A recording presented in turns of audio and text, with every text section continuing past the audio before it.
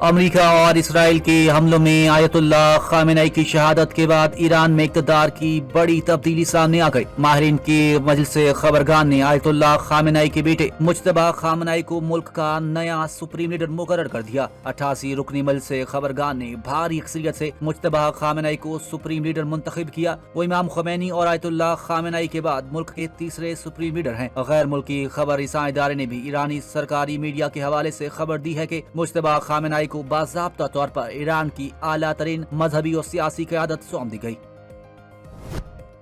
अमरीकी सदर Donald Trump ने ईरान में मुमकिना क़यादत की तब्दीली पर तहफ़्फ़ुज़ात का इजहार कर दिया। गैर मुल्की मीडिया रिपोर्ट्स के मुताबिक सदर ट्रंप ने कहा कि वो इस पेशरफ्त से खुश नहीं है। ताहम इस हवाले से सदर ट्रंप की जानिब से ताहाल कोई ज़ाब्ता बयान जारी नहीं किया गया। इससे कबल सदर ट्रंप भी ये कह चुके हैं कि अगर ईरान के रहबर आला अली खामेनेई के जानशीन के तौर पर उनके बेटे मुज्तबा खामेनेई को मुंतखब किया गया तो ये इक़दाम नाकाबिल कबूल होगा। इसराइली अखबार के मुताबिक अमरीकी सदर ट्रंप ने मुज्तबा खामेनेई की ईरान के नए सुप्रीम लीडर के तौर पर नामजदगी पर तबसरे से गुरेज किया। ट्रंप ने कहा कि जंग खत्म करने का फैसला वो नेतन्याहू के साथ इत्तेफाक राय और दुरुस्त वक्त पर करेंगे।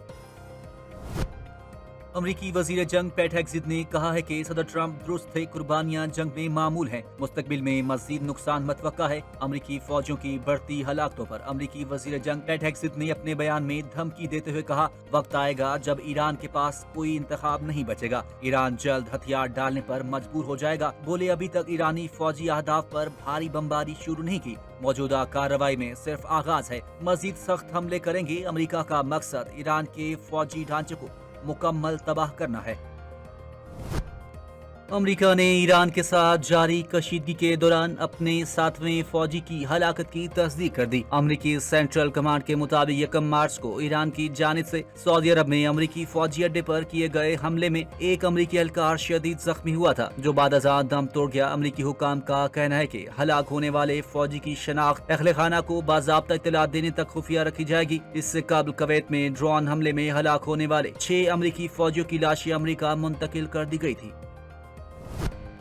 ईरान के पास ज़रान इनकलाब ने ऑपरेशन वादा सादिक 4 की 28वीं लहर का आगाज करते हुए अमेरिका और इसराइल के अहदाफ पर जवाबी हमलों में मजीद शिद्दत और तोसी का ऐलान कर दिया। पास ज़रान इनकलाब के बयान के मुताबिक पास ज़रान इनकलाब की फजाई फोर्स ने नई जनरेशन के मिसाइल दागे। ईरानी मिसाइल और ड्रोन्स के हमलों में अमरीकी और इसराइली तंसीबात तबाह कर दी गई। पास ज़रान इनकलाब ने कहा कि इजराक एयरबेस को कई मरतबा निशाना बनाया गया, जो ईरान के खिलाफ कार्रवाइयों के लिए अमरीकी जंगी तैयारों का सबसे ज्यादा इस्तेमाल होने वाला कारआमद एयरबेस है। तल अबीब और बेरशेबा में भी फौजी अहदाफ को अल्ट्रा हैवी वॉरहेड्स पर मुश्तमिल खैबर मिसाइल से निशाना बनाया गया।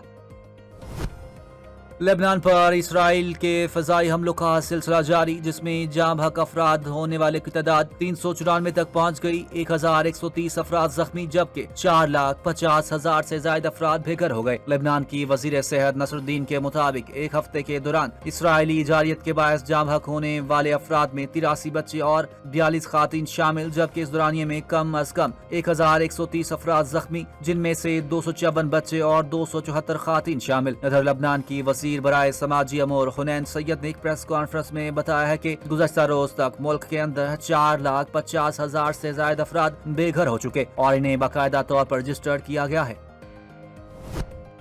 लेबनान के जनूबी इलाके में कार्रवाई के दौरान फायरिंग के तबादले में 2 इसराइली फौजी हलाक। गैर मुल्की खबर एजेंसी की रिपोर्ट के मुताबिक इसराइल ने लेबनान के खिलाफ गुज़श्ता हफ्ते बमबारी समेत जमीनी हमलों का आगाज कर दिया था और आज फौज के जानी नुकसान का एतराफ किया है। इसराइली फौज ने बयान में कहा कि जनूबी लेबनान में 2 एहलकार हलाक हो गए। इसराइली मीडिया के मुताबिक हलाक फौजियों में 91वीं गैली रीजनल डिवीजन के लड़ाका इंजीनियरिंग यूनिट के 38 साल सार्जेंट फर्स्ट क्लास मखीर खतर भी शामिल हैं। ताहम दूसरे एहलकार की शनाख्त ताहाल नहीं बताई गई। सऊदी अरब के दारुल-हुकूमत रियाज के जनूबी इलाके में रिहायशी इमारत पर प्रोजेक्टाइल गिरने से 2 अफराद जाम हक और 12 से जायद जख्मी हो गए। अरब न्यूज के मुताबिक सिविल डिफेंस एजेंसी ने बताया कि ईरान की जानिब से खलीजी ममालिक पर मिसाइल और ड्रोन्स के हमले जारी हैं। ताहम वाजे नहीं किया गया कि आया ये प्रोजेक्टाइल ईरानी है। रिहायशी इमारत में गैर वाजे मिलिट्री प्रोजेक्टाइल गिरने से जाम हक होने वाले अफराद का ताल्लुक भारत और बांग्लादेश से है। रिपोर्ट में बताया प्रोजेक्टाइल जहां गिरा अल-खरज मरकजी एयरबेस है और इसराइल ईरान जंग में गुज़श्ता हफ्ते के दौरान होने वाले हमलों में मुतअद्दिद बार निशाना बनाया गया है। ایران، اسرائیل اور امریکہ کے درمیان بڑھتی جنگی کشیدگی کے باعث عالمی منڈی میں خام تیل کی قیمتیں تیزی سے بڑھنے لگی۔ اہم بحری گزرگاہ آبنائے ہرمز کی بندش کے باعث تیل کی سپلائی متاثر ہوئی، جس کے بعد عالمی مارکیٹ میں شدید ہلچل مچ گئی۔ عالمی منڈی میں برینٹ خام تیل کی قیمت تقریباً 18% اضافے کے بعد $108 فی بیرل تک پہنچ گئی، جبکہ امریکی خام تیل کی قیمت بھی قریب 20% اضافے کے بعد $108 فی بیرل ہو گئی۔ امریکی صدر ڈونلڈ ٹرمپ نے متحدہ عرب امارات کے صدر شیخ محمد بن زید ال نہیان سے فون پر بات چیت کی۔ دونوں رہنماؤں نے ایران کی جانب سے متحدہ عرب امارات اور اس کے ہمسایہ ممالک پر کیے گئے تازہ حملوں پر تبادلہ خیال کیا، اور اس کے ساتھ ہی جاری جنگ کے خطے اور عالمی سلامتی پر ممکنہ اثرات پر بھی غور کیا گیا۔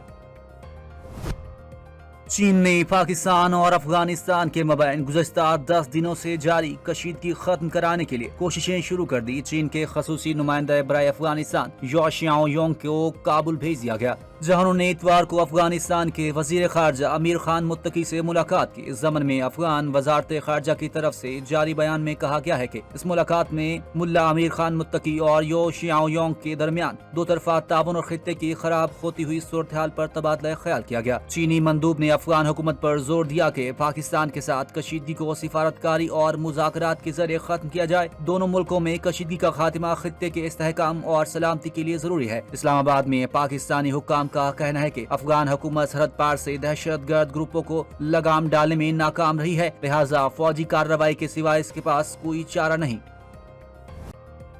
اسٹیٹ بینک آف پاکستان آج نئی مانیٹری پالیسی کا اعلان کرے گا، جس میں پالیسی ریٹ کو موجودہ سطح پر برقرار رکھنے کا امکان ظاہر کیا جا رہا ہے۔ اسٹیٹ بینک کے گورنر جمیل احمد کی زیر صدارت مانیٹری پالیسی کمیٹی کا اجلاس ہوگا، جس میں ملک کی معاشی صورتحال، مہنگائی کے رجحانات اور عالمی معاشی حالات کا جائزہ لیا جائے گا۔ معاشی ماہرین کے مطابق اسٹیٹ بینک ممکنہ طور پر پالیسی ریٹ کو 10.5% پر برقرار رکھ سکتا ہے۔ چین نے ایران پر ہونے والے امریکی اور اسرائیلی حملوں کی مخالفت کرتے فوری طور پر جنگی کارروائیاں روکنے کا مطالبہ کر دیا۔ چینی وزیر خارجہ وانگ ہی نے کہا ہے کہ طاقت کا استعمال مسئلے کا حل نہیں اور یہ جنگ ہونی ہی نہیں چاہیے تھی۔ اپنے بیان میں کہا کہ ایران میں حکومت کی تبدیلی کے کسی بھی منصوبے کو عالمی سطح پر پذیرائی حاصل نہیں ہوئی۔ تنازعات کو بات چیت اور سفارتکاری کے ذریعے حل کیا جانا چاہیے۔ چین نے ایران اور خلیجی ممالک کی سلامتی اور خود مختاری کے احترام پر بھی زور دیا اور کہا کہ خطے میں کشیدگی کو مزید بڑھنے سے روکنا ضروری ہے۔ چین کے مطابق بڑے ممالک کو موجودہ صورتحال میں ذمہ دارانہ اور تعمیری کردار ادا کرنا چاہیے۔ وزیر دفاع خواجہ آصف نے کہا ہے کہ عالمی بحران میں حکومت کا فی لیٹر پیٹرول اور ڈیزل کی قیمت میں محدود اضافہ کرنا بہت محنت کا کام ہے۔ فوجی رابطے کی ویب سائٹ ایکس پر جاری پیغام میں کہا، پیٹرول کی قیمتوں میں اضافے کو محدود قرار دیتے ہوئے کہا کہ اس کے لیے پیش کی منصوبہ بندی، روابط اور انتظامات کی لمبی داستان ہے۔ اگر وہ سب نہ کیا ہوتا تو آج پیٹرول $375 فی لیٹر ہونا تھا۔ ان کا کہنا تھا کہ آبنائے ہرمز کی بندش کے باعث چند دنوں میں پیٹرولیم مصنوعات کی قیمتیں آسمان پر ہیں۔ مشرق وسطی اور ایران کی کشیدہ صورتحال نے عالمی معیشت کو ہلا کر رکھ دیا ہے۔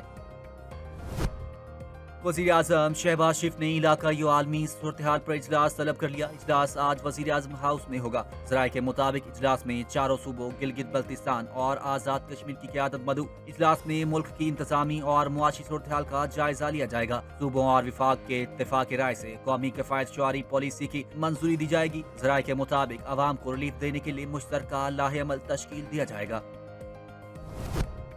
پاکستان سٹاک ایکسچینج میں کاروباری ہفتے کے پہلے دن شدید مندی دیکھی جا رہی ہے۔ مارکیٹ پہلے دن کھلتے ہی کریش کر گئی۔ P S x bench mark 100 index کاروبار کے دوران 13,050 پوائنٹس کی کمی کے بعد 1,44,445 تک گر گیا۔ 100 انڈیکس 1,57,000 تک آیا، جس کے بعد کاروبار 45 منٹ کے لیے معطل کر دیا گیا۔ انڈیکس 9,780 پوائنٹس کی کمی سے 1,47,715 تھا۔ کاروبار کے دوران 100 انڈیکس 1,44,445 کی نچلی سطح تک آیا، جبکہ 1,50,174 کی بلندی پر بھی گیا۔ وزیر اعلیٰ پنجاب مریم نواز شریف نے چھوٹی صنعتوں کے فروغ کا بڑا اعلان کر دیا۔ مریم نواز شریف نے پنجاب اکنامک ٹرانسفارمیشن کمیٹی تشکیل دے دی۔ کمیٹی کے سربراہی senior minister Maryam Aurangzeb secretary finance committee کے سیکرٹری ہوں گے۔ مختلف اضلاع کو مقامی پیداوار، مہارت اور ضروریات کے مطابق انڈسٹریل ہب بنانے کا فیصلہ کیا گیا۔ Punjab economic transformation committee district level economic mapping کے ذریعے پوٹینشیل کی نشاندہی کرے گی۔ اضلاع میں انڈسٹری کلسٹر بنانے کے لیے سیکٹرز کی ترجیحات کا تعین کرے گی۔ ساہیوال میں dairy product, Lahore I T software, garment city, meat اور لیدر، فیصل آباد میں technical textile furniture city, dairy processing, Gujranwala میں سرجیکل سپورٹس، گجرات میں فین، رائس ایکسپورٹ اور اپلائنسز کی تجویز دی گئی۔ آئی سی سی T20 ورلڈ کپ 2026 کے فائنل میں بھارت نے نیوزی لینڈ کو 96 رن سے ہرا کر تیسری مرتبہ T20 چیمپئن بن گیا۔ احمد آباد میں کھیلے گئے فائنل میں بھارت کی جانب سے پہاڑ جیسا ٹوٹل کیویز کو دیا گیا، جسے حاصل کرنے میں نیوزی لینڈ کے بیٹرز ناکام نظر آئے۔ T20 ورلڈ کپ کے فائنل میں کیوی ٹیم کے کپتان مچل سینٹن نے ٹاس جیت کر پہلے بھارت کو بیٹنگ کرنے کی دعوت دی۔ بھارت نے شاندار بیٹنگ کی بدولت نیوزی لینڈ کے خلاف پہلے کھیلتے ہوئے مقررہ 20 اوورز میں 5 وکٹوں کے نقصان پر 255 رنز بنائے۔ سنجو سیمسن نے 46 گیندوں پر 89، ایشان کشن نے 24 گیندوں پر 54 اور ابھیشیک شرما نے 21 گیندوں پر 52 رنز کی اننگز کھیلی۔ شیوم دوبے نے 26 رنز کی ناقابل شکست اننگز کھیلی۔ نیوزی لینڈ کی جانب سے جیمز نیشم نے 3 کھلاڑیوں کو آؤٹ کیا۔ سچن رویندرا نے 1 وکٹ حاصل کی۔ 256 رنز کے ہدف کے جواب میں نیوزی لینڈ کی پوری ٹیم 19 اوور میں 159 رنز بنا کر آؤٹ ہوگی۔ نیوزی لینڈ کی جانب سے ٹم سائفر نے 52 اور کپتان مچل سینٹر نے 43 رنز کے ساتھ مزاحمت کی کوشش کی، تاہم بھارت کے پہاڑ جیسے ہدف کے سامنے ٹیم کو جتوا نہ سکے۔